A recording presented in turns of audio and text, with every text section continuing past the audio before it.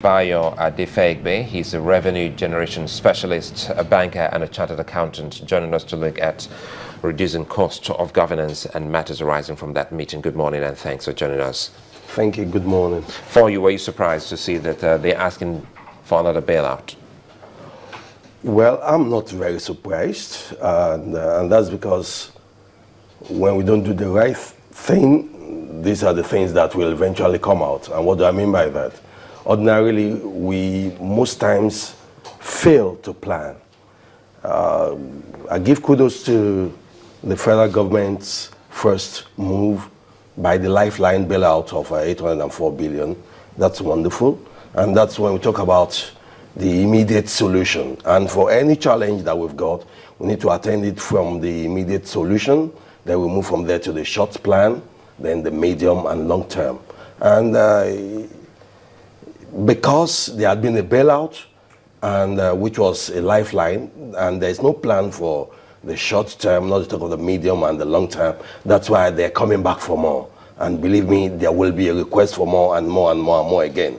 So what we need to do right now is, and I think Nigeria being a political, economic environment, we find most times people who are politicians, wonderful politicians, but they're not as sound and competent as they should be when it comes to economics. Is that not why they have experts with them in the cabinet? Looking at the headlines yesterday, the former CBN governor, Professor Soludo, did say so much about the experts that should advise governments. Thank you. You see, you cannot give what you don't have. When the head is faulty, no matter how wonderful the body structure is, it will not generate the best results. And what that means is we should be looking at the competencies of the CEOs of these states and parastatals or governments that we're talking about. Why? Because when you've got a wonderful man or woman at the helm of affairs, it becomes a lot easier for us to, because you need the right driver. No matter how wonderful the passengers or the associates and the advisors are, they give you the advice. If you may not be able to consume it and appreciate what they're saying. So we've got wonderful politicians, but we need to dwell much more richly on the relevancies and competencies of these guys, especially in the area of economics. Especially when we talk of Nigeria, Nigeria is a political economy. There's nothing we can do about that. So we need to look at the politics and look at the economics, and until when there is a marriage of the two. Do you mind breaking that down when you say political economy? See, the government is the biggest spender up till now, and that is why we're even having the challenges we have having concerning the oil revenue. The oil revenue has dived down, has nosedived, and everybody's crying. You can imagine if it had always been, hey, let every state government be self-governing, and then the revenue allocation that comes to you becomes a buffer. It will have been a much better state. And because we're talking of individuals and environment, there is no state in Nigeria that doesn't have a resource or resources that they can tap and develop. And until we start doing that, and stop believing and waiting for handout, subsidy in one thing or the other, we're not going to be helping ourselves in Nigeria. You know, you talked about the bailout and the fact that they're likely to come back for more bailout. Yeah.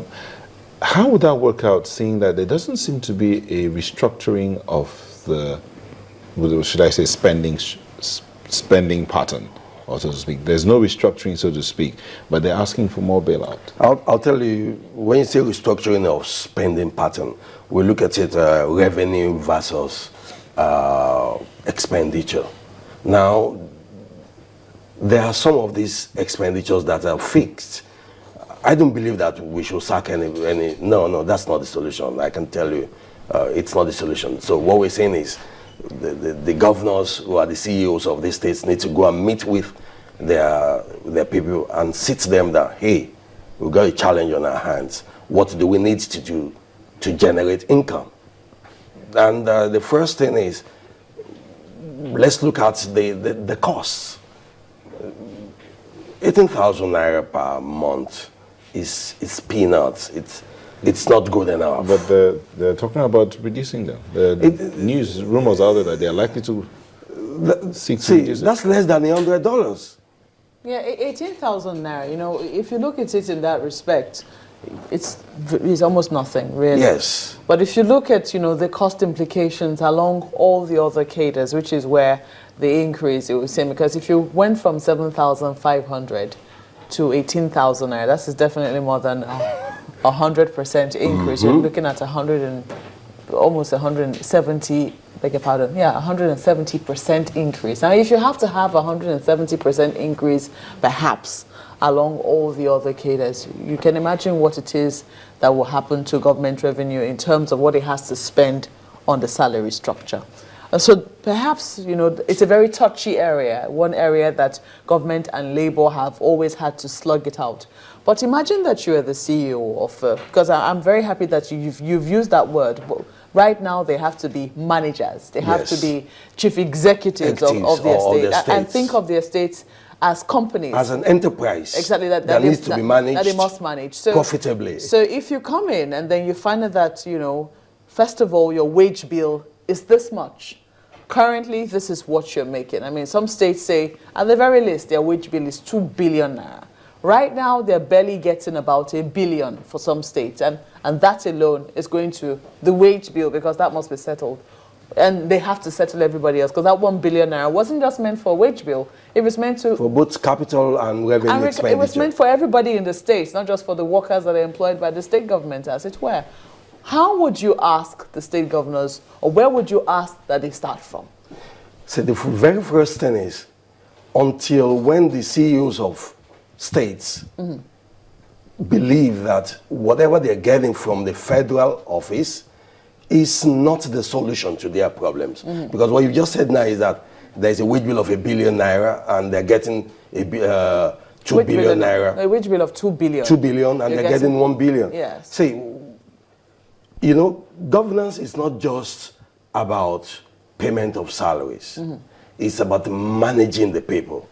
It's not just about economics alone. There is the political angle to it. And that's why you cannot say that, okay, because I'm getting 1 billion naira from the federal government and I have 2 billion naira wage bill, then let me just slash their wage bill by 50% or 40 or 30%. No, that's not the solution. The first thing that I would want the CEOs of these states to do is to sit down and say, let's put aside the 1 billion naira that we're getting. What are the revenues? What are the expenditures? You can work from the expenditures to the revenues. If there is a 2 billion naira bill that I must pay for revenue, and I need to also have capital expenditure that I will, in the nearest future, be able to generate income from, then I now say, okay, every month I need to have maybe 200 million or 500 million. That means on a monthly basis, I need 2.5 billion naira if I'm going to continue to be a successful governor. Then now that I know what I must generate, let me now look at my revenue. What do I need to do to generate this 2.5 billion naira? And until the CEOs of states start identifying the management of their states from this perspective, we will never get it right.